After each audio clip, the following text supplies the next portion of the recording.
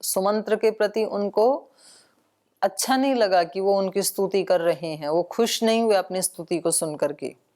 शोक रक्ते क्षण, बल्कि उनकी तरफ कैसे देखा, शोक में डूबी हुई आंखों से, और रक्ते क्षण, जो आंखें लाल हो गई थी, रात भर बार बार रो रहे थे, जग भी रहे हैं सारी रात, तो ऐसी लाल आंखों से, शोक युक्त आंखों से उन्होंने उसकी तरफ देखा।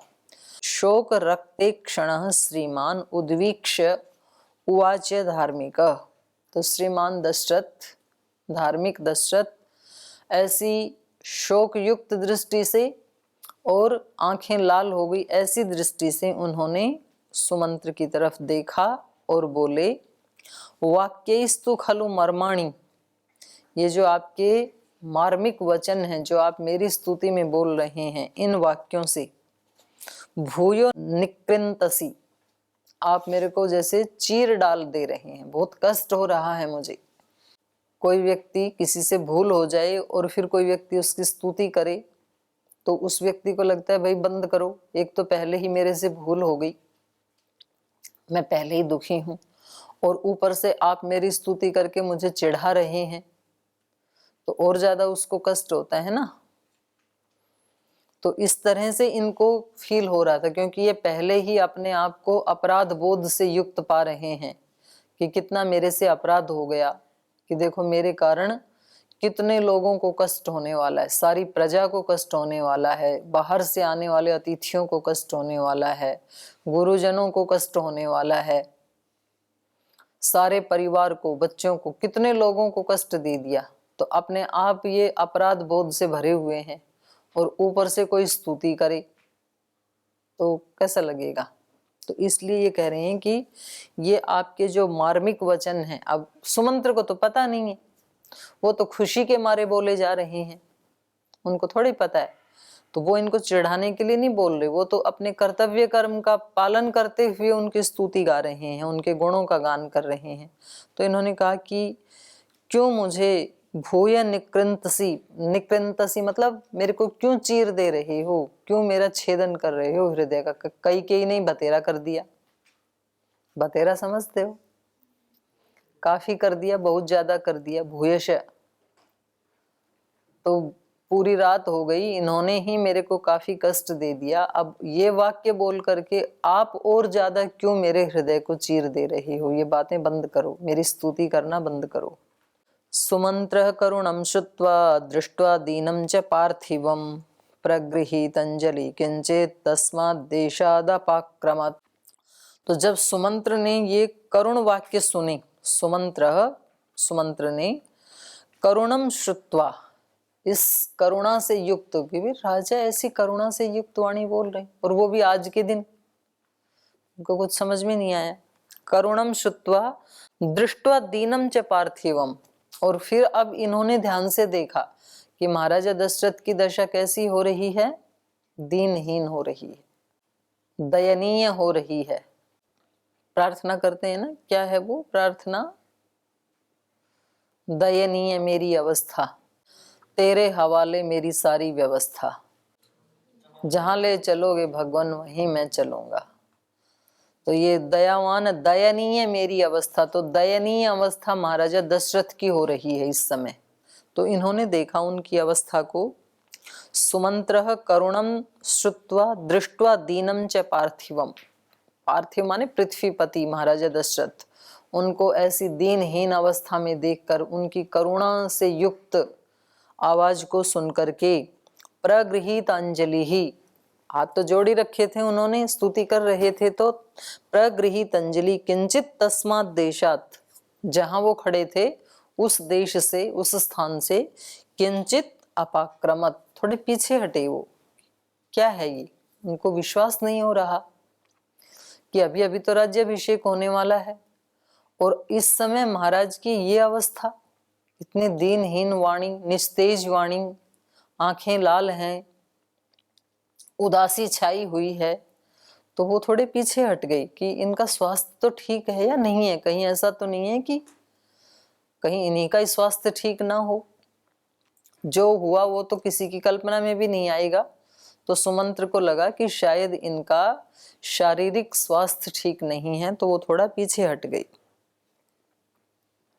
यदा वक्तुं स्वयं दैन्यान् शशाक महीपतिः यदा सुमंत्रं मंत्रज्ञा कैकेयी प्रत्युवाचः। और यदा जब दैन्यात् दीनता के कारण स्वयं वक्तुम न शशाक महीपति, जब महाराजा स्वयं कुछ भी नहीं बोल पा रहे थे, कुछ भी बोलने में समर्थ नहीं हुए, तब तदा सुमंत्रम मंत्रज्ञा, तब सुमंत्र को मंत्रज्ञा, रहस्य को जानने वाली, मंत्र को जानने वाली, मंत्र का मतलब रहस्य भी होता है, मंत्रज्ञा रहस्य को जानने वाली कैकेयी प्रत्युवाचः, कैकेयी क्योंकि वो भी पास ही बैठी थी, तो उसने सुमंत्र को उत्तर दिया। राजा तो कुछ भी बोल नहीं पाई दीनता के कारण, मतलब क्या बोलें और क्या बताएं। तो कभी कभी ऐसा हो जाता है ना, घर में, परिवार में, समाज में, कि व्यक्ति कुछ उत्तर नहीं दे सकता है। लोग पूछते हैं, व्यक्ति बोल नहीं पाते, क्या बोलें। तो बोले भाई ये बच्चे ने ऐसे कर दिया कि बोलने के लायक छोड़ा ही नहीं, तो क्या बोलें, अब कुछ नहीं बोल सकते। तो इस जब ये नहीं बोल पाए तो मंत्रज्ञ कैकेयी ने इनसे कहा, वो बोली, सुमंत्र राजा रजनीम राम हर्ष समुत्सुकः प्रजागर परिश्रांतो निद्राया वशम एवान। तो इन्होंने कहा, हे सुमंत्र, कैकेयी ने कहा, सुमंत्र राजा रजनीम, महाराजा दशरथ रजनीम रात्रि में राम हर्ष समुत्सुक, राम के राज्य अभिषेक को लेकर के इतने ज्यादा हर्ष से उत्सुक थे, हर्ष से युक्त थे, इतने खुश थे कि प्रजागर, ये जगते रहे सारी रात भर। श्री राम के राज्य अभिषेक की खुशी के कारण, आनंद के कारण रात्रि भर ये जगते रहे हैं, इसलिए परिश्रांत, अब थक गए हैं। और निद्राया वशम एवान, और इस समय ये निद्रा के वश में हो गए, माने अब इनको नींद आ रही है। महाराजा दशरथ सारी रात क्योंकि जगते रहे, तो अब ये निद्रा के वशीभूत हो गए हैं। तद्गच्छ त्वरितं सूत राजपुत्रं यशस्विनं रामं मानय भद्रं ते नात्र कार्या विचारणा। अश्रुत्वा राजवचनं कथं गच्छामि भामिनी तच्छ्रुत्वा मन्त्रिणो वाक्यं राजा मन्त्रणमब्रवीत्। स्वमन्त्र रामं द्रक्ष्यामि शीघ्रं मानय सुन्दरं निर्जगाम स च प्रीत्या त्वरितो राजशासनात्।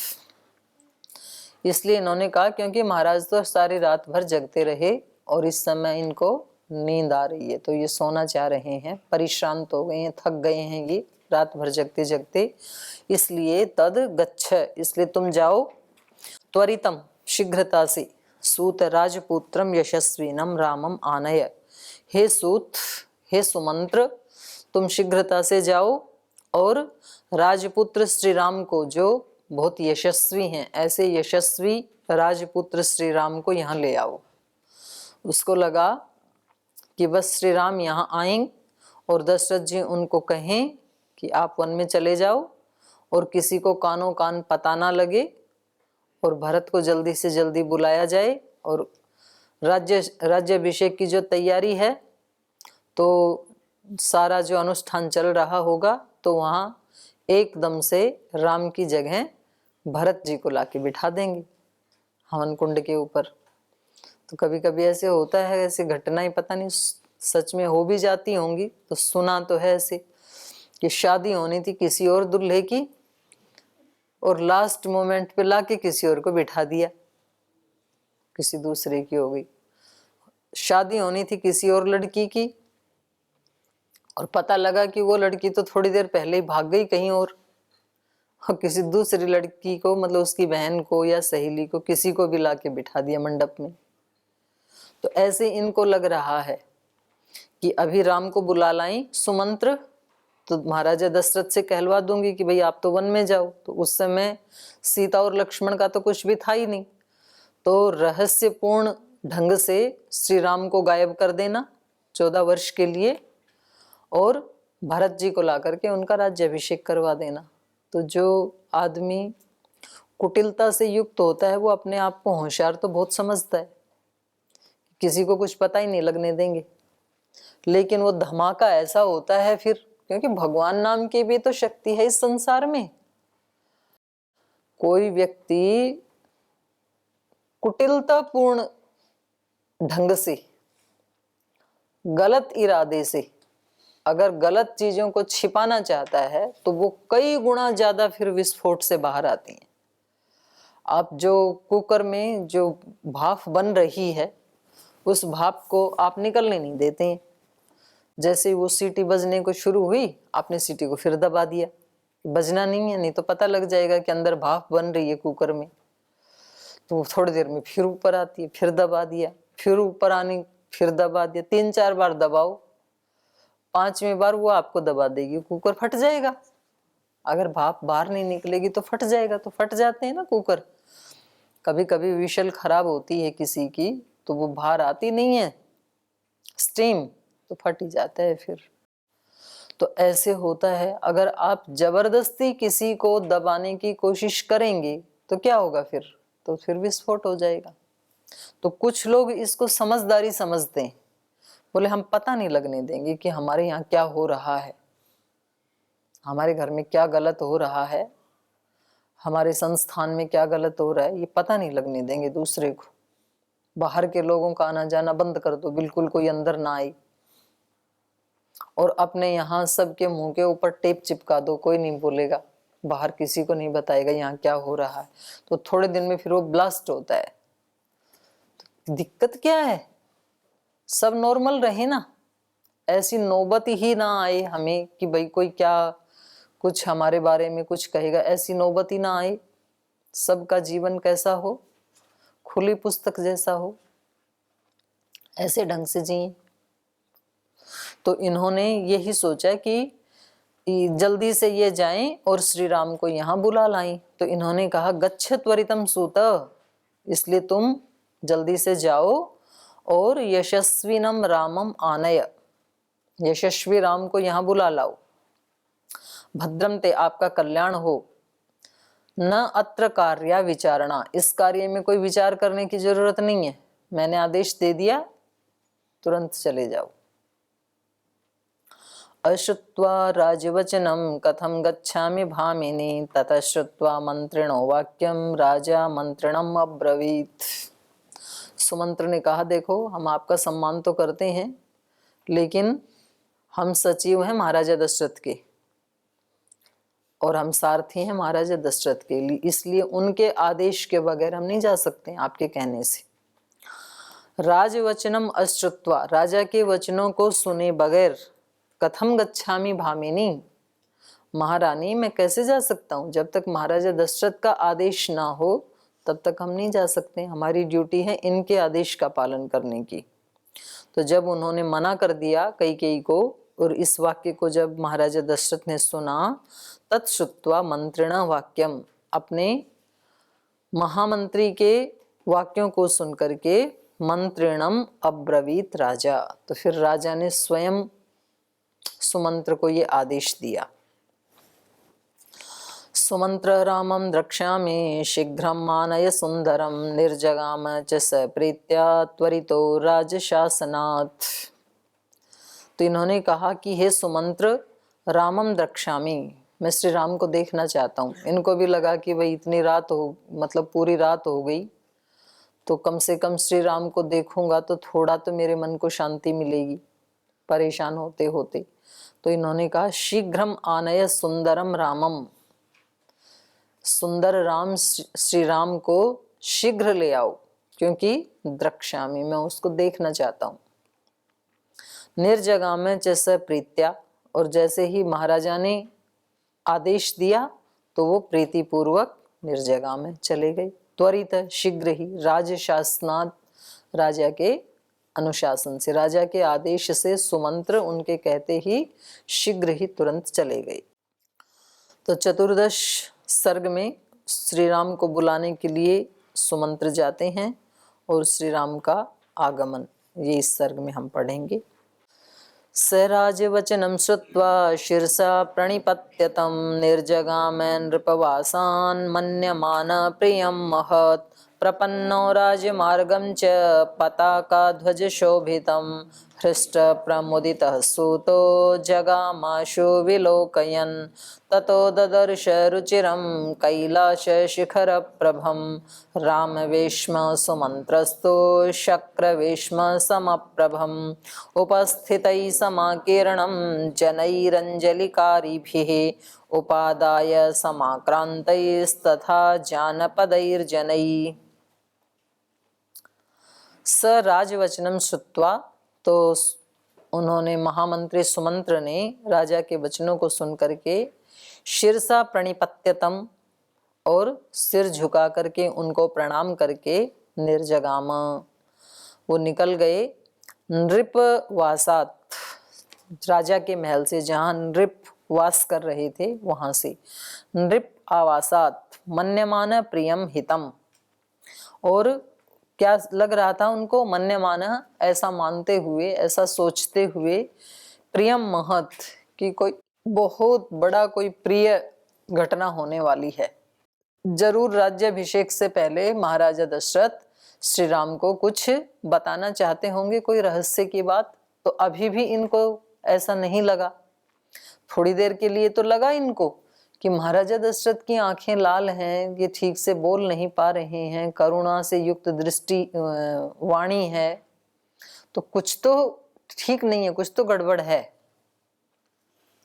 लेकिन मंत्रज्ञा कैकेयी, जो बड़ी चालाक लोमड़ी कैकेयी है मंत्रज्ञा, शातिर दिमाग होता है ना कुछ लोगों का, बातों को घुमा देते हैं, तो इतनी कुशलता से घटना को घुमा दिया कि नहीं, महाराजा दशरथ तो सारी रात से जग रहे हैं, श्री राम के उसमें राज्याभिषेक के लिए बड़े उत्सुक थे ना, आनंदित थे, तो इसलिए सो नहीं पाए सारी रात, तो न सोने के कारण इनकी आंखें लाल हैं, तो इसलिए तुम ज्यादा विचार मत करो, तुम जाओ जल्दी से राम को बुला लाओ। तो ये बेचारे फिर बोले भाले हैं, तो इनको लगा कि ठीक है, किसी काम से बुलाया होगा, तो कुछ तो बहुत बड़ा प्रिय होने वाला है, जो कुछ रहस्य की बात बताने वाले होंगे जरूर, तो इसलिए इन्होंने कहा मन्यमान प्रियम महत, ये मानते हुए कि बहुत बड़ा कुछ प्रिय होने वाला है। प्रपन्नो राजमार्गं च पताकाध्वजशोभितं हृष्टप्रमुदितः सूतो जगामाशु विलोकयन्, और राजमार्गम प्रपन्न, वहां से निकले और तुरंत ही राजमार्ग को प्राप्त हो गई, माने बाहर आ गई, रोड के ऊपर आ गई। कौन से रोड पर? पताका ध्वज शोभितम राजमार्गम, जो पताकाओं से, ध्वज से सुशोभित राजमार्ग थे। एक तो रंग बिरंगे झंडे लगते हैं, एक तो राज्य का जो ध्वज होता है वो लगा हुआ था, तो उन सब से सुशोभित जो राजमार्ग था उसको ये प्राप्त हो गई। हृष्टः, बड़े खुश हैं, प्रमुदितः मुदहर्षे, प्रमुदित प्रकृष्ट रूपेण हर्षित, बहुत खुश हैं। सूत जगाम आशु विलोकयन, तो विलोकयन इस प्रकार के इन रास्तों को, नगरी की सुंदरता को इधर उधर देखते हुए, विलोकयन देखते हुए, आशु जगाम, बहुत शीघ्र ही, आशु माने शीघ्र, जगाम पहुंच गए, वहां पर चले गई बहुत शीघ्रता से। ततो ददर्श रुचिरं कैलाश शिखर प्रभम रामवेश्व सुमंत्रस्तु शक्रवेश्म समप्रभम। ततः, और वहां पहुंचने के बाद, रुचिरम कैलाश शिखर प्रभम ददर्श रामवेश्मम, ततः इसके बाद कैलाश शिखर प्रभम रामवेश्म रुचिरम सुमंत्रः ददर्श, तो वहां जाकर के कैलाश शिखर के समान ऊंचा था श्री राम का महल, और शक्रवेश्म समप्रभम, इंद्र के महल के समान उसकी प्रभा, उसकी कांति थी। तो ऐसे उस बहुत सुंदर और बहुत ऊंचे शिखर वाले महल को सुमंत्रः रामवेश्मः रुचिरम ददर्शः, बहुत ही रुचिपूर्ण, बहुत ही रुचि वाला लगने वाला, ऐसे उस महल को जो इंद्र के महल के समान था, और कैलाश के शिखर के समान श्वेत होगा, क्योंकि कैलाश शिखर पे तो बर्फ जमी रहती है ना, तो कितना सुंदर लगता है कैलाश पर्वत। तो ऐसा श्री राम का महल दिख रहा था। तो ताजमहल जैसे बनाया होगा, बहुत सुंदर श्वेत पत्थरों से।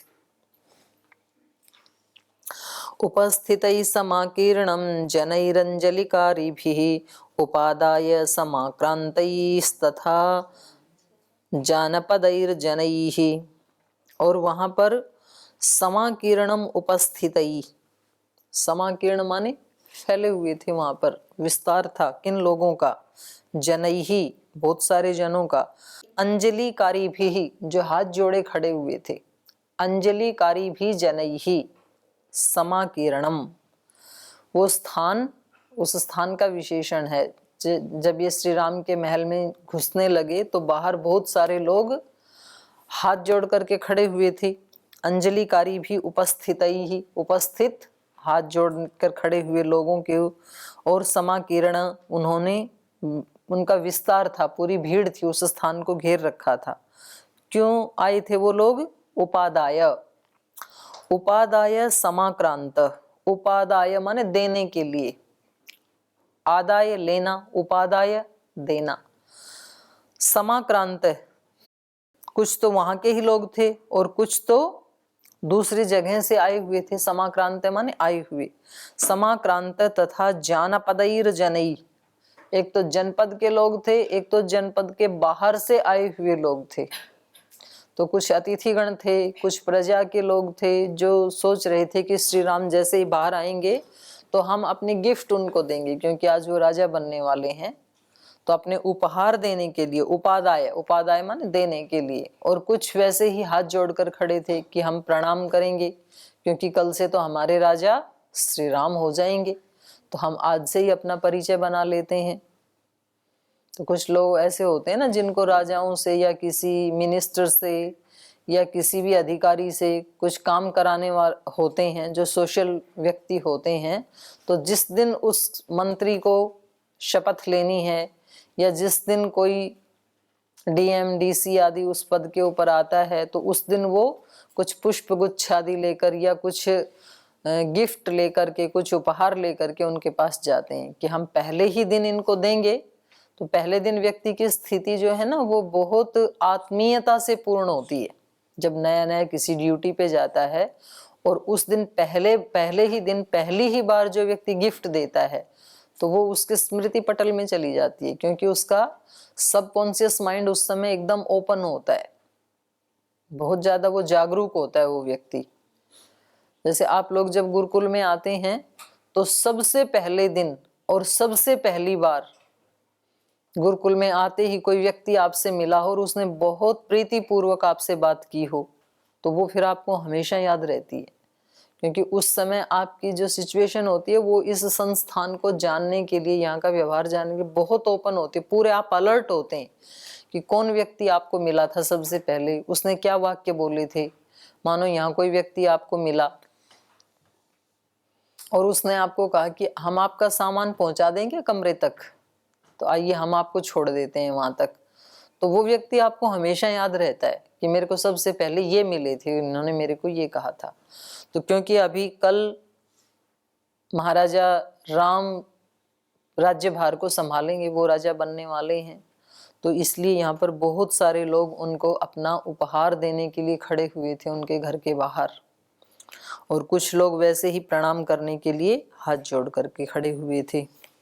स तदन्तः पुरद्वारं समतीत्यर्जुनाकुलं प्रविविक्तां ततः कक्षाम् आससाद पुराणवित् प्रतिवेदितमाज्ञाय सूतम् अभ्यन्तरं पितुः तत्रैवानयामास राघव प्रियकाम्यया तं वैश्रवणसङ्काशम् उपविष्टं स्व अलङ्कृतं ददर्श सूतपर्यङ्के सौवर्णे सोत्तरच्छदे तं तपन्तम् इवादित्यम् उपपन्नं स्वतेजसा ववन्दे वरदं वन्दे विनयज्यो विनीतवत्।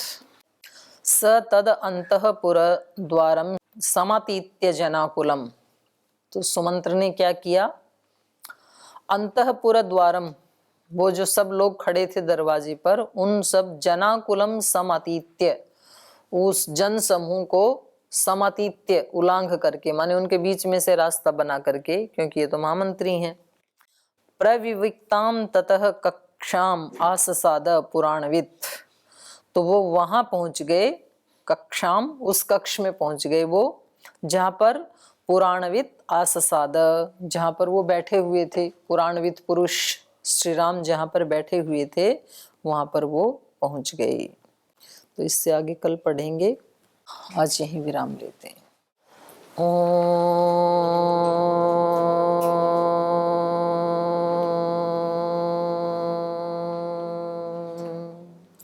शांति शांति शांति। श्री गुरुभ्यो नमः। तू ही माता, तू ही पिता है, तू ही माता, तू ही पिता है, तू ही बंधु, तू ही सखा है, तू ही है करुणा निधान। हे राम हे राम, हे राम हे राम। तू अंतर्यामी सबका स्वामी, तू अंतर्यामी सबका स्वामी।